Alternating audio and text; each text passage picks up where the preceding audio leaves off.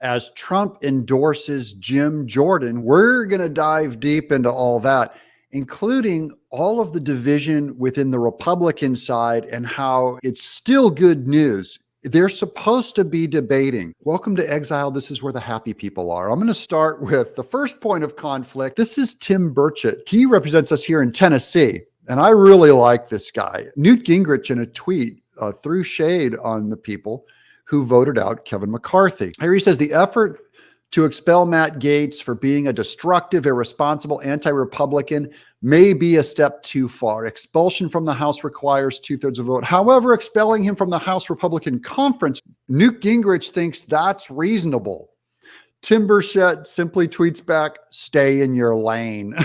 And then the more old-fashioned, out-of-touch Republicans are giving Tim Burchett trouble. Here's Brian Kilmeade making a complete ass of himself. What do you think he's going to do for the Republican Party and chances of holding on to leadership in the majority when it looks like you're the ringleader of a circus led by Matt Gaetz, who likes to blow things up but not offer any new ideas? Are you happy following Matt Gaetz? Is that your leader? I'm not following Matt Gaetz. I made my own decision. I didn't ask Matt. But if Matt Gaetz didn't challenge, you weren't going to challenge. I've never seen Brian Kilmeade be this confrontational, even with Democrats. Clearly, the Fox News talking orders they're getting from up top is to go after Matt Gaetz and his coalition. I saw some of this with Laura Ingraham, too. I believe I would have. Oh, come on. Please. You were praying about it 1 minute. The next minute, you're going to lead an insurgency? So you don't think that praying about it's important? Is that what you're saying? One minute you're praying about how you're going to vote with Matt Gaetz. And the next minute you're going to lead an insurgency? Listen, you got a predetermined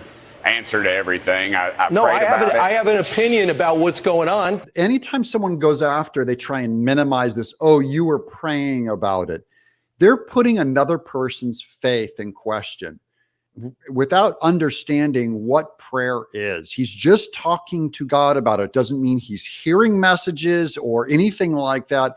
He is undermining another person's prayer life. And I just think this is a form of atheism that I see a lot in libertarians and in more secularist Republicans like Brian Kilmeade. Why are you smarter than Jim Jordan and the 210 plus Republicans? Why are you smarter? I represent my district, brother. And why are you smarter than me? You're condemning me because I stand up on my own, and that's I'm not what condemning I do. you. I'm questioning you. You don't like being questioned? You're the line of questioning is very negative, and you know that, and I know that.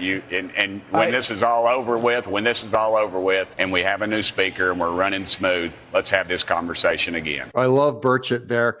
He's right in that we'll see how this whole thing shakes out, and then I'll give you my opinion on if it was good or not to remove McCarthy. If we get something better, good. Brian Kilmeade soiled himself, made a fool of himself, and Burchett looks like a fine Southern gentleman. And now Trump endorses GOP Rep Jim Jordan of Ohio for House Speaker in race to replace McCarthy. That's the news as of this morning.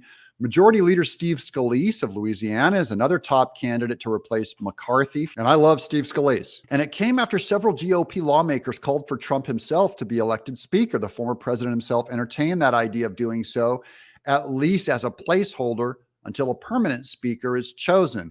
Here's Trump on Truth Social, though. He just posted this morning.